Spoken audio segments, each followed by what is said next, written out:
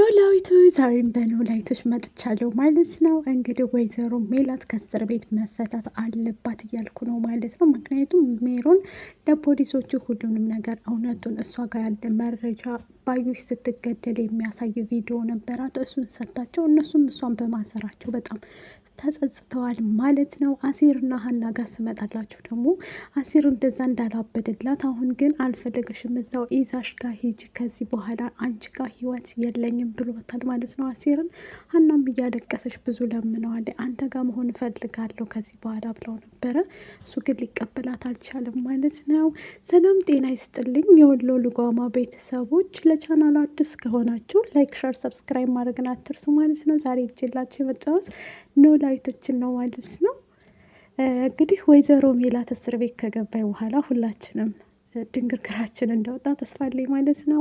ሀናና አሴርም ደግሞ እንደዛ ሞት ኩልሽ ሄር ኩልሽ ሀንዬ እንዳላላት፣ አሁን ላይ ግን ያንቺን መጥፎ ነገር ምንም እንዲነካሽ አልፈልግም፣ ግን እሳ ከኔ ጋር የፍቅር ግንኙነት የሚባል ነገር የለኝም፣ ጨርሻለሁ ከአንቺ ጋር ያለው ልቤን ከሰበርሽው በኋላ ድጋሚ ምን ልትሰሪ መጣሽ ብሏታል ማለት ነው። ሀናን እንግዲህ ተምቹ ከዚህ በፊት አንቋት ነበር ማለት ነው። ያነቃት ለምንድን ነው? አሴርን እሺ ማለት አለብሽ አንቺ የማንም ልትሆኝ አትችይም በማለት ነበረ። እሱም ደግሞ አሴር አሁን ላይ ሊቀበላት አልቻለም ማለት ነው። እሱንም እንትን ስላለች ከኢዛ ጋር ያለኝን ግንኙነት አቁሜያለሁ፣ ከአንተ ጋር መሆን እፈልጋለሁ ብለዋለች። እንግዲህ ምላሴብ ደግሞ ለምንድን ነው እኛ ቤት መተህ ሀናን ልታንቃት የቻልከው ብሎት ነበር ተምቹን ማለት ነው። አይደለም እሷ ማነቁ አይግረምህ፣ ከዚህ በኋላ ገና እገላታለሁ እያለው ነበር ማለት ነው።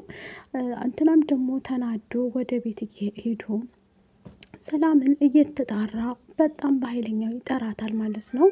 ምላሴ እንግዲህ ለእህቶቹ ጠበቃ እየቆመ ነው ማለት ነው። ሀናን ጫፏን እንዳትነካታ፣ ሀና ምንድን ነው የምትፈልገው እያለ ይጠይቀዋል ማለት ነው። ተምቹም ደግሞ የራሱ ጉዳይ ብሎ ትቶ ይሄዳል ማለት ነው። ተምቹ አሁን ከባድ ችግር ውስጥ ፎንቃ ገብቷል ማለት ነው። በፊት ላይ እንደምታውቁት እርግብ ነበረች። እርግብ ከጠፋች ጀምሮ አሁን ከድንብላል ጋር ፍቅር ግንኙነት አላቸው ማለት ነው። ከእሷ ጋር እንግዲህ ፍቅራቸውን እያጣጣሙ ነው ማለት ነው። እናም ደግሞ ሜሮን ወደ ወይዘሮ ሜላት ቤት መታለች ማለት ነው። እሱም የመጣችው ምንድን ነው እሷ ጋር ትልቅ መረጃ ስላላት፣ አሁን ላይ ደግሞ ሜሮን ወደ ሜላት ቤት የመጣችው ሜላት እስካሁን ድረስ እንድታሰረች ናት ማለት ነው። ምላሴም ደግሞ ማንሽ ምንድነሽ? የወይዘሮ ሜላት ቤት እስከሆነ ወደ ውስጥ ልግባና ማንነቴን እነግርሃለሁ እባክህ አስገባኝ ትለዋለች ምላሴን።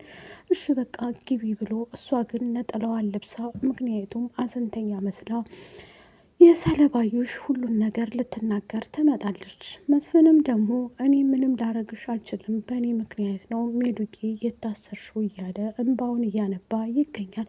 እንደዚሁም ልጆቿ ወደ ጽዮን ስመጣላችሁ፣ ጽዮንም ደግሞ ከኢሳ ጋር ያላት ግንኙነት ኢሳ አያፈቅራትም፣ እሱ የሚያፈቅረው ሀናን ነው። ሀናን ለመተው ብዙ ጥረት እያደረገች ነው ማለት ነው በሱ ላይ። ምክንያቱም ሀናን ትቶ ወደ እሷ እንዲመጣ ትፈልጋለች ማለት ነው። እዚህ ቅዱስ እንግዲህ የሚወዳትና የሚያፈቅራት ቅዱስ ነበረ። ቅዱስም ደግሞ የምትለውን እኔ የምልህን ሁሉ በሀና አድርግ የምልህን ሁሉ ታደርጋለህ ትለዋለች ማለት ነው። ቅዱስን አታፈቅረውም ማለት ነው። ቅዱስ ደግሞ በጣም ያፈቅራታል ፂን ማለት ነው። ኢሳ እንደዚሁ እንትናን አያፈቅራትም ማለት ነው። ፂን እንግዲህ የሚያፈቅራት አንደኛው ብቸኛው ቅዱስ ብቻ ነው ማለት ነው። ቅዱስን ስለ ሀና እየሄድክ ታጣራና ታመጣልኛለህ እያንዳንዱ ነገር ትለዋለች ማለት ነው። እሱም ደግሞ እሺ ምንም ችግር የለም ካልሽኝ አመጣልሻለሁኝ እያለ አንዳንድ መረጃ እየነገራት ነበረ። ሀና ከዚህም በፊት አጣራ ብላ ከዛም አጣርቶ ሲጨርስ እሷ ለራሱ ቤታቸው ወይዘሮ ሜላት እንዴት ታሰረችና ምን አድርጋ እንደሆነ ትሄዳለች። እነ ሰላምም እንዴት ዛሬስ እንዴት መጣሽ? የምን ስራች? እንዴት ቤታችን መጣሽ? እያሉ ይጠይቋታል። ሀናም ጥሩ ነው አጠያየቅሽም ጥሩ ነው እያለሽ ግራ ይገባትና ወደ ቤቷ ተመልሳ ትሄዳለች።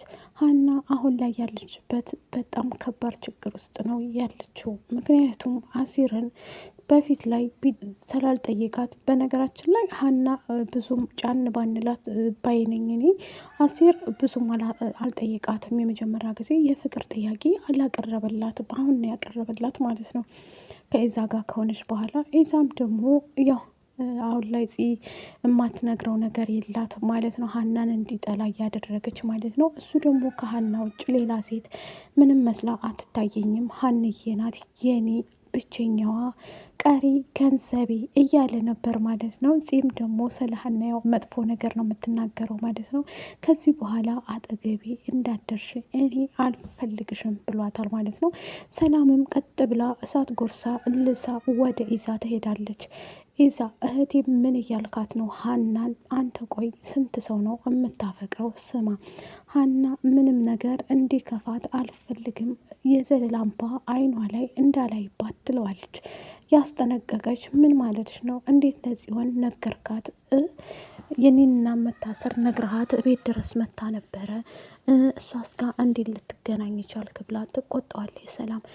ይህን ሁሉ ነገርም ያመጣችው ሰላም ስለሆነች፣ ሰላም እንግዲህ ኢዛን እንዲያፈቅር የፍቅር ጥያቄ እንዲጠይቃት እህቷን ሀናን ያደረገችው እሷ ስለሆነች አሁንም ቢሆን እህቴን እንዳትጎዳት ብላ ትቆጣውና ትታት ትሄዳለች።